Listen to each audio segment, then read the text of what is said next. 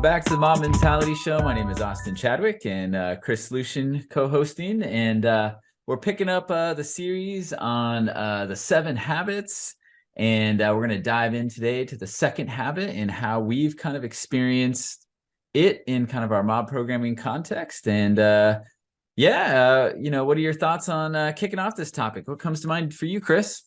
Yeah, so the second habit from the book is the beginning with the end in mind, right? And kind of in a mobbing context, I think one thing that comes to me is that maybe the mob has maybe a different version of the end in mind collectively than an individual, right? So what different varying levels of belief in code quality, clean code, all that sort of stuff, and maybe what things look like at the end. So maybe that collective view. I don't know. How about yourself? Yeah. I definitely think the mob programming perspective makes it very collective. And I guess just starting with kind of, because I think in the 7 habits, like progressive, it starts out as like very intentionally individual habits, and then it becomes more collective as it goes. But I think the second habit does directly apply to the collective, but kind of starting off with individual, like I like his quote where he says, it's what he calls the activity trap, where you just work harder and harder and you climb the ladder, but the ladder may be leaning against the wrong wall, right? And I think he went into like a rainforest illustration. I really liked it because it's like, you have a team, navigating through the forest, and the manager might hire, more machete cutters, and then he develops a really efficient, lean, process to like cut through stuff really fast, and they go at tons of speed. But at the end of the day, they went nowhere because they had no direction on like where were they trying to go, right? So they very efficiently went nowhere. I think it is super helpful personally, but I think jumping right into kind of the mobbing context, I've had some recent experiences talking with people in mob programming who within a mob have felt that the mob felt very unstable.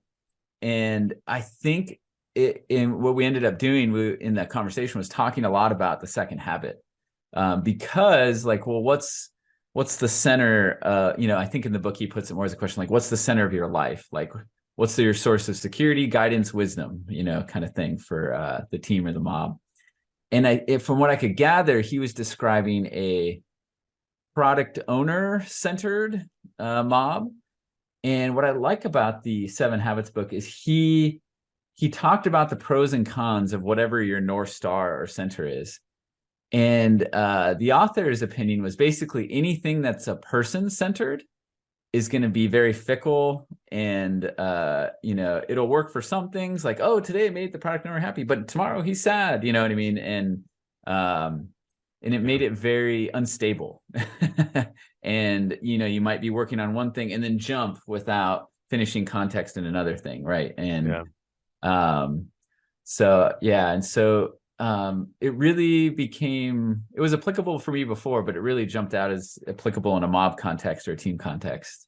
And I don't know, have you seen anything like that where maybe a mob or team's North Star is off and it leads to problems? Well, yeah, so there's definitely I've seen the anti-pattern. I've seen many anti-patterns before, and so principle centered might be like focusing around maybe Kanban, right? Like single item in process, and scout rule, and all the other principles that might be there. And where if you're product owner centered, then maybe you sacrifice on some of those principles, and lose some of the longer term systematic benefits of saying, hey, we're going to do clean code, we're going to prioritize based on the highest cost of delay. I also think that like product owner focused mobs, I will see them do whatever the product owner says and not challenge, right? And so I think one big thing is just this, psychological safety and being able to say like, hey, I don't think we should be working on that right now. Here's the alternative, and coming back from that. But in general, product owners do facilitate businesses that have a hard time prioritizing to have a singular focus for, and maybe a voice of a customer, for example. But they're that voice can be really overpowering, and so I think principle focused mobs will or centered mobs will I think be able to begin with the end in mind, because their principles will lead to certain things. So rather than the product owner tells us what to do, it's let's work as a team to achieve delivery on valuable working software with the highest cost of delay and a long-term sustainable focus, right? Yes. Yeah. And then you have the conversations and it becomes a dialogue instead of this like one-way thing. Another thing that I really liked the comments in the book about the enemy-centered people, right? Mm-hmm. So this was and this is kind of something that was pretty interesting. Is I've seen individual mobbers, like historically we've just used the law of personal mobility. If you're not learning and you're not contributing, go to a different mob. I have seen people go into a mobbing environment and just be upset with everyone else's capability, and they grew to kind of create an enemy on every mob they joined, and would go from mob to mob, trying to find the right people. But they were so focused on how other people were acting that it was not only destroying the mob's productivity, but it was destroying their own effectiveness. And so I think a lot of that like enemy-centered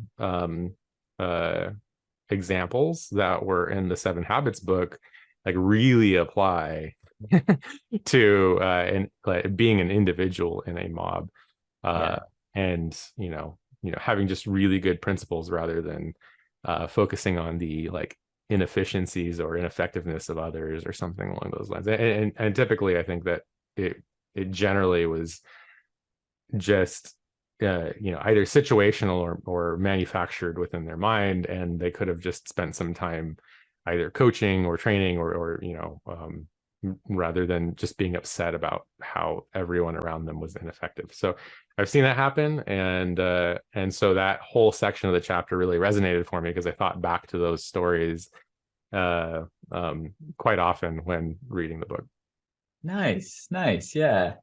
Yeah, and I've seen that too. And I think the commonality between your example and my example was, I think the point he was trying to make in the book is the person could be an incredible person, because it wasn't meant to be like a PO bashing session or anything like that. Like it could be an incredible PO, or even if I'm the PO, I don't want the development team or the mob to be centered on me. Like that's a recipe for problems, right? And that's just because we're all flawed, right? And so there should be something guiding us than just getting back at someone else, like kind of the enemy centered or even friend centered, just making someone else happy, right? And so I think it leads to, one, objective inefficiencies from like a lean perspective, but two, it leads to kind of inner emotional turmoil, because you're chasing a moving target that may not make sense. Like I'm a person, I often won't make sense in how I react to things. And so what I really like how he proposed a principled centered approach, and he had his own like metaphysical or theological opinion on what that looked like. But the basic idea was that you're basing it on something that's unchanging, right? And so, and it's like a foothold or a platform or a strong point to stand on, to then enter into the team, right? And like you said, use it as a foundation to have a dialogue with the product owner and discuss, what you agree with and maybe what you don't agree with. Discuss issues with the team from a principle perspective. Like it's good to notice, that there's issues going on, But if someone else's problems is the center of your life, then that's going to be very high in turmoil, right? And so, where if continuous improvement and, like you said, psychological safety and radical candor are more like the principles that are guiding you, you can say like, at the end of the day, maybe our mob or team didn't do well, or there were issues, but I did my best to follow the principles and help, and yeah. And so I think for me, whenever I feel like, for lack of a better term, I think it's like thrashing, where you kind of see like, you can feel the emotion of a team or mob that's kind of maybe jumping back and forth between things, and confusion is probably another emotion you can feel in a team, and frustration. And I think that's the benefit of mob programming, because in one sense, like a lot of things interpersonally and with a team, it amplifies it, right? Which is hard in one degree. But if I go back to my solo development days, this kind of stuff was happening, but it was much harder to address, because you might meet with someone once a day and be like, wow, that person seemed confused and frustrated, right? At the stand-up or something, right? And you can reach out and try to help. But when you're in a mob, you kind of experience all facets of it, right? And you can ask questions, and you're already all together, and you don't feel like you're interrupting someone or taking away from their story point time that they need to complete to get their estimate done or something, to find out like why they're responding the way they are. And so some North Star questions came to mind for me, is kind of like, hey, what are we trying to accomplish as a group? Like, and maybe do the 7 whys on that, right? Because if the answer is because so-and-so said so, then it's kind of like, okay, well, why should we do whatever? It's a very shallow answer. Yeah, right.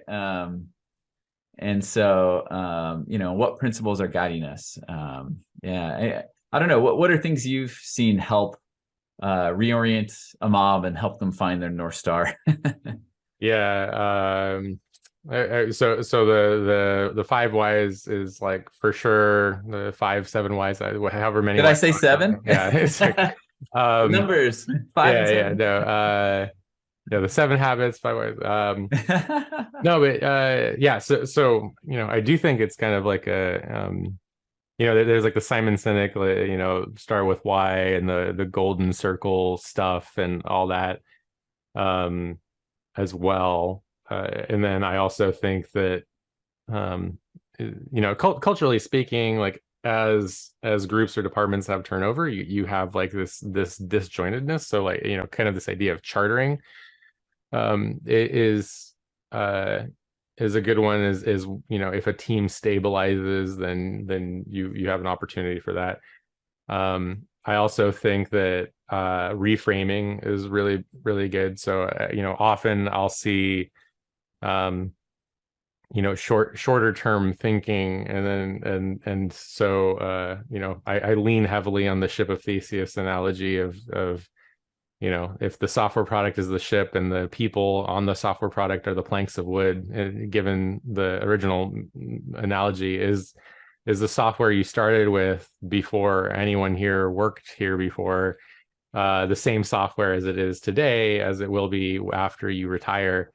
And so I think often I get people kind of saying, oh well, maybe there's a misalignment with kind of what I'm doing now to that idea. So those are maybe 3 or 4 strategies that I think have been pretty effective.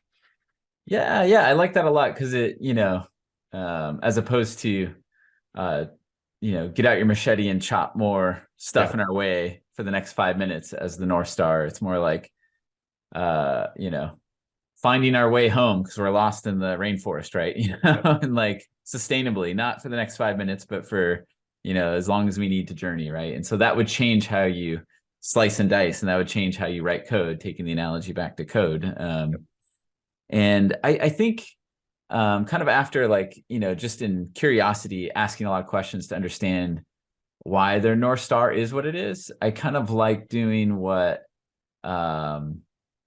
was talked about in the $1 Trillion Coach book, and I could put a link in the show notes there, where they were saying when they came to this particular coach that the book was about, he would often, he would, like he would give his opinion often, and I'll do that in the mob as well, but he would often give his opinion, but then start storytelling. And that's Yeah. something like I like to do too, is just to be like, not like, all right, sit down, look, listen, I'm going to tell a story for, 20 minutes, but it's more just like, yeah, I've done that before where that's my North Star and this is how it turned out. And then when I use these things as my North Star, whether it's extreme programming or, outcome over output type stuff, I've seen these kind of outcomes and these kind of benefits.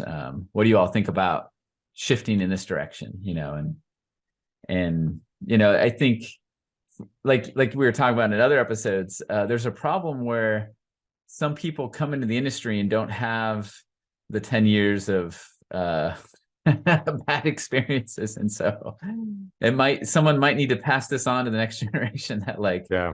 you don't need to live it out to know to not go down that route. And sometimes people do, and that's fine. You can run the experiment, but I think there's a lot of benefit in learning from history, not being controlled by history, but at least considering it. Yeah. That, hey, here's someone else that I work with. We've developed good trust. They've had this experience. I should consider that for how we pick our North Star for this task or something. But yeah, I don't know. That kind of rounds out everything I had to share. I mean, you got anything else, Chris, before we close? Yeah, no, I would just say, identify what your principles are, and also try and figure out if you're paying attention too much attention, or you're centering too much around something else that's, maybe distracting from those principles. And I think that it's there's the mob level of this, and then there's the individual level, and being an individual is part of a mob. And you don't want to obsess over your fellow mobbers, or I think obsessing over the principles and influencing based on those principles is a great way to move things forward. So that's it for me. All right, right on. Well, please like and subscribe, and please share this with anybody you feel like is on a journey with us looking for their North Star. And yeah, we'd love to hear your thoughts on whether high level philosophical stuff on the second habit, or concrete things you've seen help out teams and mobs find their way, and how that's went for them. So until next time, mob on everyone, and have a good one. Talk to you later. Bye. Bye, everybody.